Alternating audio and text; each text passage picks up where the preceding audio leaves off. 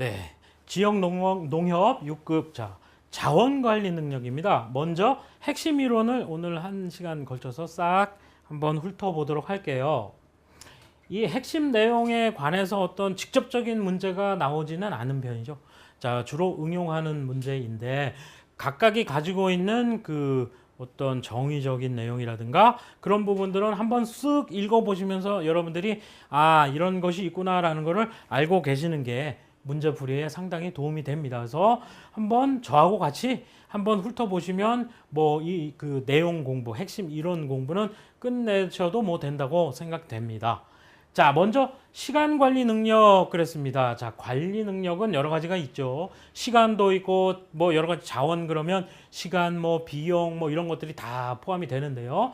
자, 시간 계획이라는 것은 잘 뭐 해야 된다. 뒤에 이제 요령이 다 나옵니다만 시간 계획이라는 게 뭡니까? 그 최대한 가장 그 효율적으로 그 시간을 운용할 수 있는 그런 것을 계획을 잘 세워야 된다. 그 얘기입니다. 결국은. 그래서 최단 시간에 최선의 목표를 달성하는 그런 거에 목표가 되겠다. 그래서 시간 계획의 기본 원리 그러면 어떤 여유가 있어야 된다는 얘기입니다. 무슨 얘기냐면 계획을 그냥 딱딱 빡빡하게 그냥 짓게 되면 나중에 문제가 생긴다. 그래서 계획된 행동에 필요한 부분 한 60%, 그 다음에 계획 외의 행동 한 20%, 그리고 자발적 행동, 이건 뭡니까? 갑자기 우연히 또는 뭐 돌발적으로 이런 것이 나타날 수 있기 때문에 시간 계획할 때는 여유 부분이 있어야 합니다. 그래서 뭐 그 어떤 그 시간적인 그런 어떤 그 버퍼가 있어야 한다. 그런 얘기입니다. 자, 그런 내용이고요. 그 다음에 시간 계획 시 주의사항 이렇게 잘 나와 있어요. 보면 시간 이용 패턴을 분석을 한다.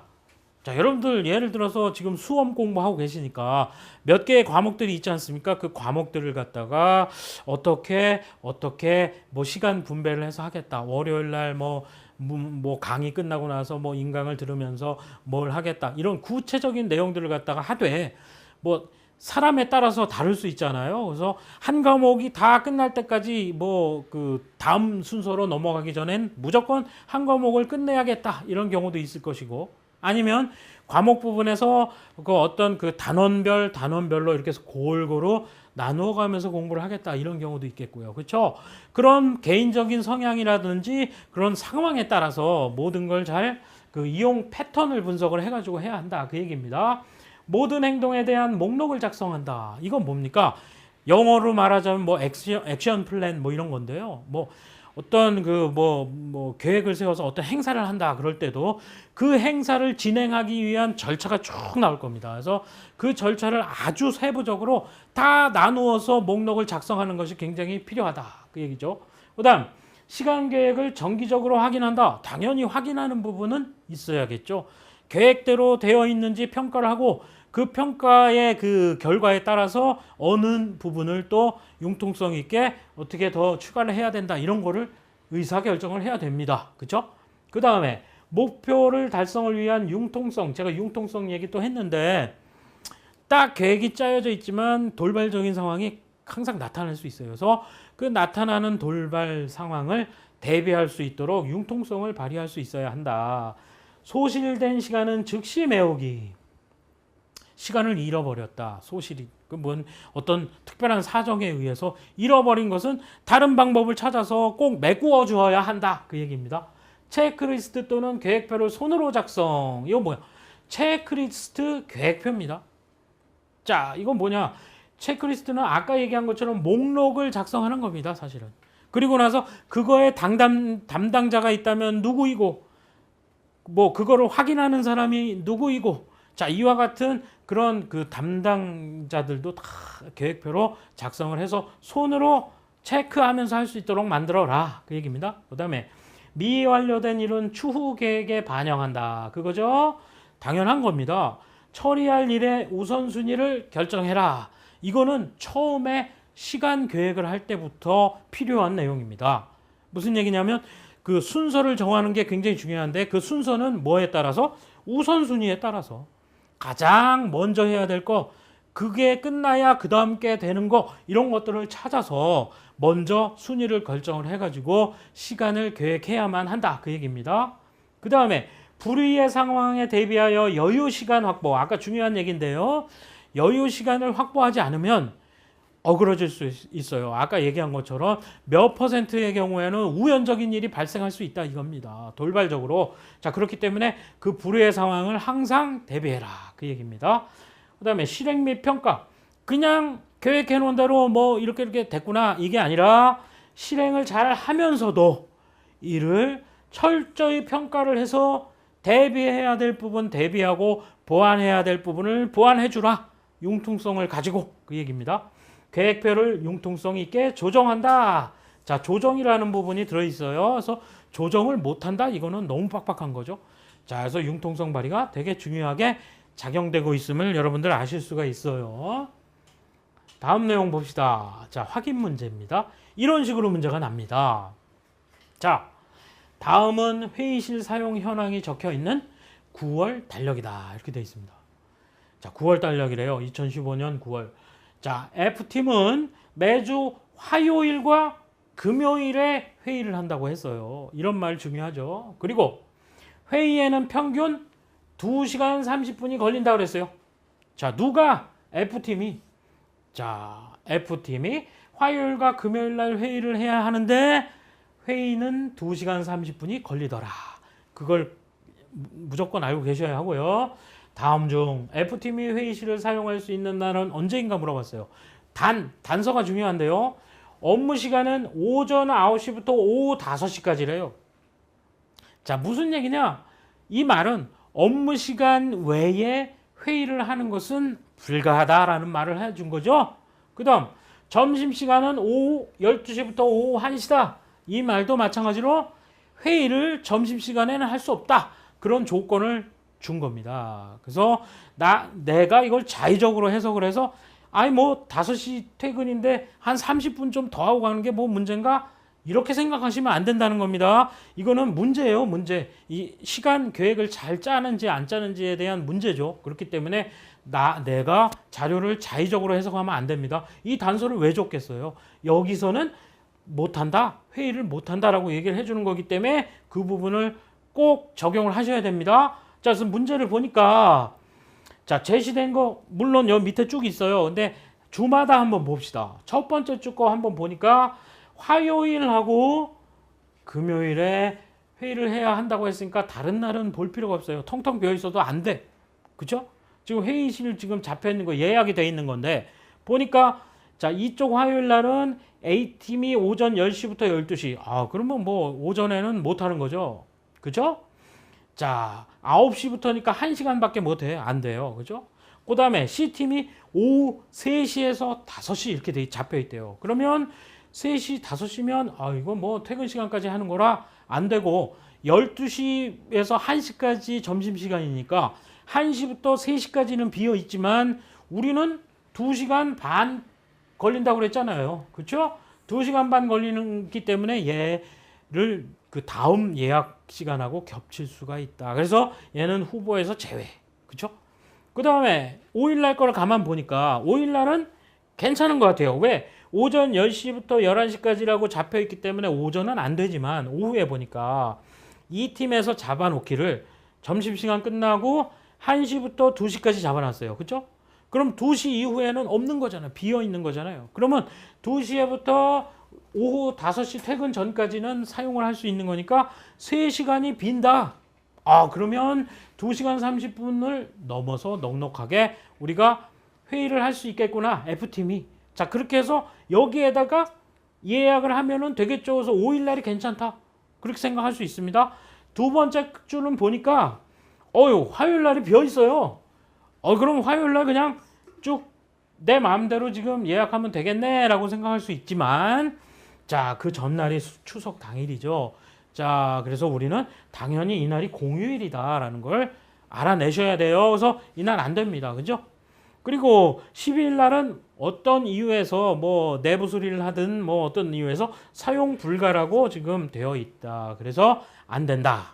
그렇게 생각하시면 되고 그 밑에 날들도 쭉 보면 자, 16일 날 이게 화요일입니다. 이게 화요일. 그 다음에 이게 금요일이죠. 자, 그러면 화요일 날 사용 불가 그렇게 해서 안 돼.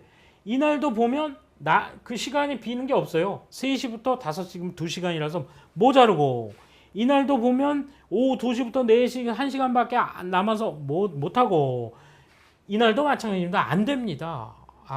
그래 놓고 보니까 결국은 9월 5일 날 하는 게 맞겠구나. 그 얘기입니다. 그래서 가장 적합한 날은 9월 5일 이렇게 찾아내시면 됩니다. 그렇게 어려운 문제는 아니죠. 이건 면밀하게 살펴보시기만 하면 된다. 그 얘기입니다. 자, 그래서 답은 2번이 되겠고요.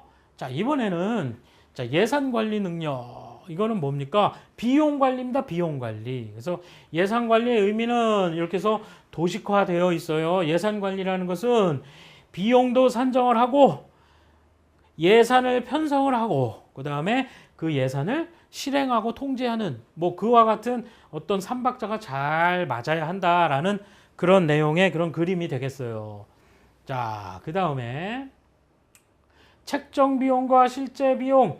자, 가장 바람직한 게 가장 이상적인 상태가 뭐냐면 책정 비용과 실제 비용이 같은 경우다. 이런 경우가 가장 우리가 뭐 다 알 수 있겠죠. 쉽게. 그래서 어느 한쪽이 크게 되면 경제적인 경쟁력이 손실이 되거나 적자가 발생을 하거나 뭐 그렇게 되겠죠. 그래서 안 된다.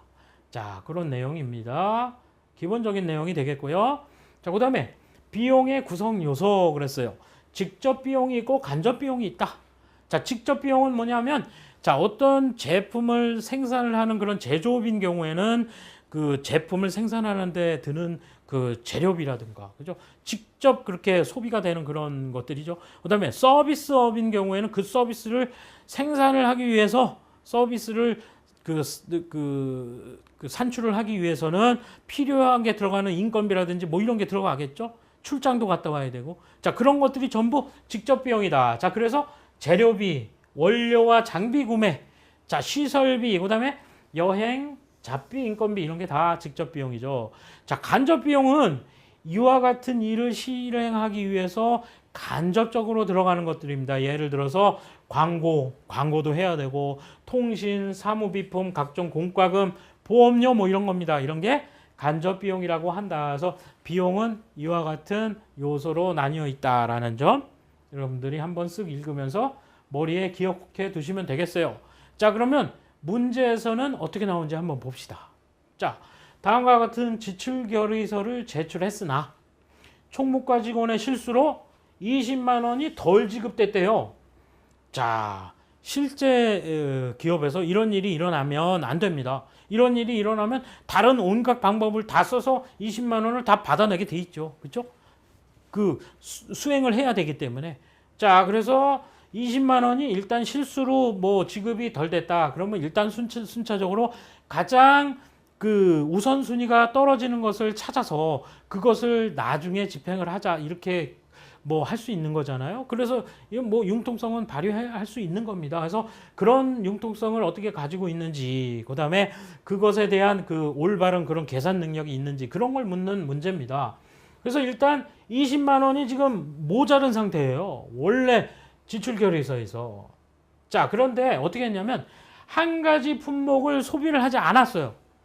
다 사야 되는데 하나를 안 샀어. 뭔지는 몰라요. 하나를 안 샀더니만 나머지 4개만 이제 5개를 다 사야 되는데 4가지 품목만 구입을 했는데 25만 원이 남았더라. 그렇죠? 25만 원이 남았대요. 자, 그랬는데 그러면 5가지 중에서 소비하지 않은 품목은 뭔지 찾아내라 그 얘기입니다. 뭘 보고? 이 지출 결의서를 보고 그 상세 내용이 있을 거 아닙니까? 그 뒤에 자, 아래 거 보니까 어떻게 되느냐? 자, 내역이 원래는 5가지였었어요. 자, 그런데 지금 20만 원이 모자라요. 20만 원. 그리고 남는 돈이 25만 원이래. 그렇죠? 앞에 문제에서 그렇게 되어 있어요. 그래서 첫 번째 겁니까? 프린트 수리가 25만 원 금액이 들어가게 돼 있어요. 그렇죠? 그러면 20만 원이 지금 모자르니까 프린트를 나중에 수리하자. 그러고서 이걸 뺐다고 칩시다. 그러면 남는 게 어떻게 돼야 돼요? 20만 원이 모자랐었으니까. 그렇죠? 얘를 집행을 안 했어요. 그렇죠? 근데 25만 원을 집행을 안 한 거잖아요. 그렇죠? 25만 원 집행을 안 한 건데 20만 원은 덜 받았으니까 20만 원은 집행을 할 수 있는 그 돈에 남아 있어야 하지요. 그러면 45만 원이 남아 있겠지. 20만 원이랑 얘 집행 안 한 25만 원이랑 합쳐서 45만 원이 남아 있어야 하죠. 그러나 남아 있는 게 25만 원이라고 하잖아요. 그래서 결국은 뭡니까? 여기 딱 보니까 체육대회 유니폼이 45만 원이 드는데 이거를 구매를 안 했어요. 이걸 구매를 안 했으니까 45만 원이 남는데 20만 원이 원래 모자랐었기 때문에 25만 원만 남는다. 원래 45만 원이 남았어야 하는데 20만 원이 모자랐던 거여서 25만 원만 남는다. 그거죠. 무슨 말인지 아시겠죠? 그래서 답은 자, 체육대회 유니폼 구매. 자, 어찌 보면 조금 헷갈릴 수 있지만 여러분이 직접 이 일을 수행하는 사람이라고 생각을 하시고 내 일이다 생각을 하시고 남는 돈이 어떻게 되지? 하나씩 구해보면서 접근을 하셔야 이 문제를 정확하게 풀 수 있다라는 점. 자, 이렇게 문제 연습을 해보겠습니다. 그 다음 자, 물적 자원 관리 능력. 그래서 물적 자원이라는 것은 뭐 재고 관리 뭐 이런 겁니다, 사실은. 자, 관리가 성공이 되면 경쟁력도 향상되고 과제 및 사업의 성공이 이루어지고 당연한 얘기죠. 관리 실패되면요, 경제적인 손실이 있고 뭐 그 재고 관리가 안 되면 굉장히 큰일 납니다. 잘못하면 다 갖다 버려야 되고, 자, 그런 거 과제 및 사업도 실패될 수 있고. 자, 그래서 물적 자원 관리는 매우 중요하다라는 거 저하고 지금 얘기한 걸로 그냥 머릿속에 잘 새겨 두시면 되겠고요. 그 다음 물적 자원의 관리 과정이 쭉 이렇게 나와 있습니다. 사용 물품과 보관 물품도 구분해야 되고 동일 및 유사 물품도 분류를 다 해놔야 체계적으로 찾아낼 수 있고, 어떤 것들은 뭐 빨리 폐기를 해야 되고 뭐 이런 거 다 있잖아요. 그죠? 빨리 소비해야 되고. 자, 물품 특성에 맞는 보관 장소 선정, 뭐 어떤 것은 뭐 냉동 보관을 해야 되고, 뭐 어떤 것은 창고 보관을 해야 되고 이런 거죠. 자, 이런 관리 과정들을 가지고 있다. 물적 자원 또한. 그래서 중요하다. 이런 말이 되겠고요. 자, 확인 문제 하나 보겠습니다. 사무용품 재고 현황을 파악하기 위해서 다음과 같이 표로 나타내었다. 다음 물음에 답하시오. 그래서 자, 표 이렇게 쭉 보니까 품목이 있고 수량이 있고, 그죠? 또 품목이 있고 또 수량이 있고, 품목 있고 수량이 있고. 지금 보니까 품목이 4, 32, 12가지의 품목이 다 있어요. 뭐 비닐 파일, 30cm 자, 볼펜 이런 거. 뭐 그 회사 비품 그런 거죠. 비품 관리를 하는 거예요. 이렇게 쭉 남아있다. 뭐 어떤 게 나갔다.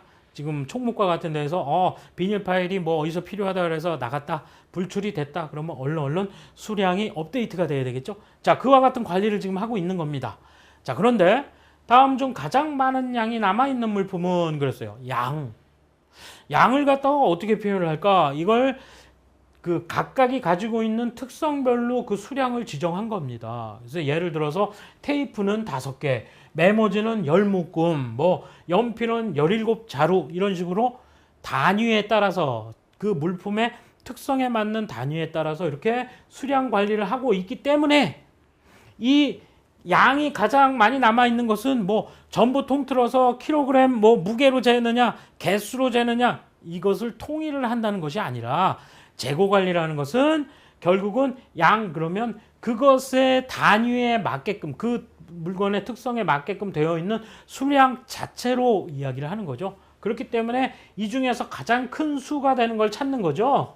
자, 보니까 네, 결국은 서류 봉투가 38장으로 가장 많이 남아있다. 그래서 가장 많이 남은 거 서류 봉투다라고 바로 찾아내시면 이 문제는 쉽게 풀 수 있는 겁니다. 그 다음 문제. 다음 중 남아있는 물품이 아닌 것은 그랬어요. 남아있는 물품? 지금 여기 보니까 수량들이 0이라고 되어 있는 게 있나 찾아봅니다. 먼저. 없죠? 그러면 다 있는 건데? 그러면 이 중에서 이 목록, 재고 현황, 이 표 목록에 없는 것이 뭐가 있는지 찾는 겁니다. 자, 자가 있긴 있었는데 얘 30cm 자라고 표현되어 있잖아요. 15cm 자는 없습니다. 여기 없어요. 나머지 가위나 테이프나 메모지, 종이 파일은 다 있는데 얘는 포함이 되어 있지 않기 때문에 얘는 관리 자체가 필요 없는 부분이죠. 그래서 남아있지도 않다. 그래서 답은 1번 이렇게 찾아내시면 되겠죠. 자, 이번에는 인적 자원 관리 능력에 대해서 한번 볼게요. 인적 자원은 좀 달라요. 물품 뭐 어떤 그 시간이라든지 아니면은 어떤 뭐 그 예산이라든지 이런 것은 무생물인데, 자, 인적 자원은 우리 인간들이기 때문에 능동성을 가지고 있다. 이건 좀 특별한 거죠. 퍼포먼스가 어떻게 나느냐? 그 개개인이 가지고 있는 특징이라든지 환경이라든지 뭐 욕구, 뭐 동기 이런 거에 따라서 다 다른 거죠. 그죠? 그렇기 때문에 굉장히 능동성이 있다라는 특별한 특성이 있다라는 거는 좀 여러분들이 갖고 계셔야 되고, 그리고 많이 일을 하면 할수록 능숙해지고 자연적으로 이렇게 성장이 되는 거죠. 그 능력이. 그렇기 때문에 인적 자원은 개발이 가능하다 계속. 자, 굉장히 중요한 거죠. 그래서 우리나라 같은 경우는 이 인적 자원이 거의 다다 이렇게 생각하셔야 되죠. 그래서 인적 자원 너무 중요하고 그만큼 전략적으로 중요하다. 그 성과를 내는 데 있어서는 인적 자원을 얼마나 최적으로 관리를 하고 효율적으로 돌릴 수 있느냐가 굉장히 중요하다. 그래서 관리가 너무너무 중요하다라는 말을 이렇게 쭉 풀어서 설명을 하고 있습니다. 자, 저와 함께 이렇게 읽어보시면서 내용은 파악을 하셨고요. 인사관리의 의미와 목적 그랬어요. 또, 자, 인사관리는 잠재 능력 개발을 해주는 겁니다. 최대한 능력 발휘하라고. 그렇죠? 그런 모든 활동들을 우리는 인사관리라고 이야기하는 거죠. 그리고 그걸 하는 목적은 또 뭐냐? 경영 목표 달성하는 거죠. 효율적으로. 그죠? 그 다음에 또 하나는 뭐냐면 직원들의 삶도 굉장히 중요한 거예요. 그래서 직원이 어떤 그 삶을 영위해 줄 수 있고 그런 기본적인 욕구 충족해 줄 수 있는 그런 정책도 피는 것도 굉장히 중요하다. 그래서 그게 인사관리에 굉장히 중요한 부분이다. 그런 거죠. 그리고 또 그 회사가 어디에 있느냐? 그 주변의 어떤 그 지역사회에 끼치는 영향이 상당히 큽니다. 경제적으로, 사회적으로. 자, 그와 같은 부분까지 다 고려를 해서 어떤 그 봉사활동도 나가고 뭐 이런 계획도 세우고 하는 게 모두 인사관리의 의미가 포함이 된다 해서 이런 굉장히 중요한 목적을 가지고 있어서 너무너무 중요한 게 바로 인사관리다라는 부분 여러분들 잘 머릿속에 기억해 두시고요. 자, 인력을 배치하는 건 또 굉장히 중요합니다. 그 사람이 어떤 능력을 갖고 있는지 빨리 파악을 해서 그 적재적소에 위치를 해주는 거, 그런 주의가 있어요. 자, 그게 바로 적재적소주의다. 자, 이 원칙이 몇 가지 있죠? 전부 세 가지가 전부 잘 어우러져야 한다.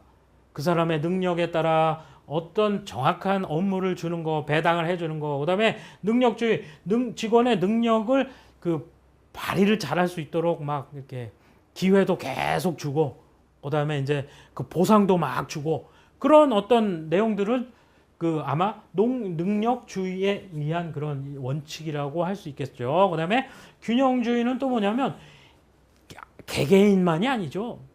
이 어떤 조직이라는 것은 작은 조직이 점점 모여서 큰 조직으로, 그래서 온 전체 회사의 하나의 조직으로 이렇게 되어 있기 때문에 그 개인적인 부분도 중요하지만 전체적인 균형을 잘 맞춰주는 것도 중요하다. 그래서 이와 같은 세 가지의 주의 원칙에 의해서 인력 배치를 하는 것이 중요하다. 그 얘기를 하는 겁니다.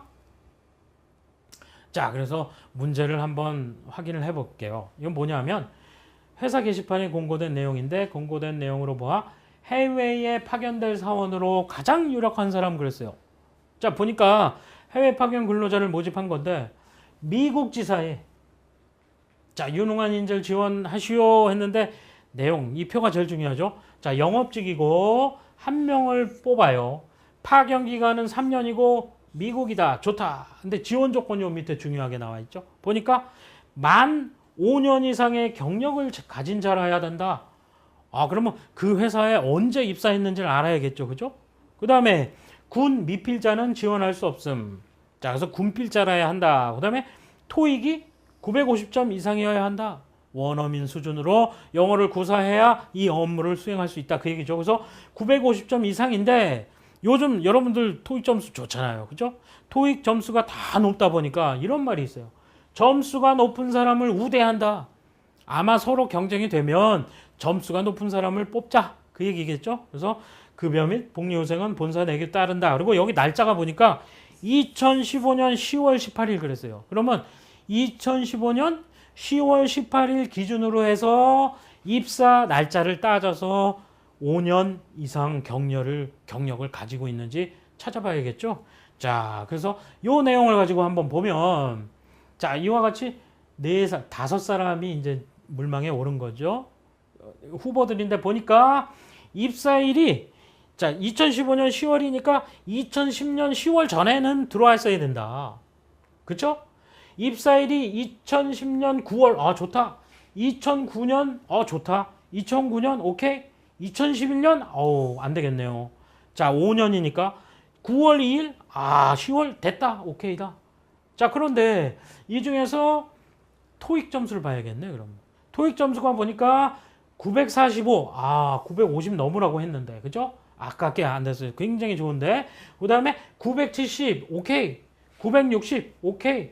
자, 그 다음에 945, 안타깝지만 안 되겠죠? 그래서 되는 사람 봤을 때 둘인데 이 중에서 토익 점수가 높은 사람을 우대하기로 했죠. 그렇죠? 나머지 조건은 다 똑같다. 그래서 토익 점수가 높은 주현수라는 사원이 바로 미국 지사로 근무를 하게끔 뽑힐 수 있다. 그 얘기입니다. 그래서 이와 같은 문제로 그 인사관리 부분도 살펴봤고요. 물적자원관리, 그 다음에 비용관리, 그 다음에 시간관리. 자, 이와 같은 그 내용들을 지금 이 핵심 내용은 저하고 그냥 한번 훑어보시는 걸로 다 끝내셔도 되는 겁니다. 그래서 확인 문제에 대한 연습만 잘 해두시고 다음 시간에 있을 그 문제 연습에서 여러분들과 자세하게 또 다시 만나 뵙도록 하겠습니다. 오늘 수고 많이 하셨습니다.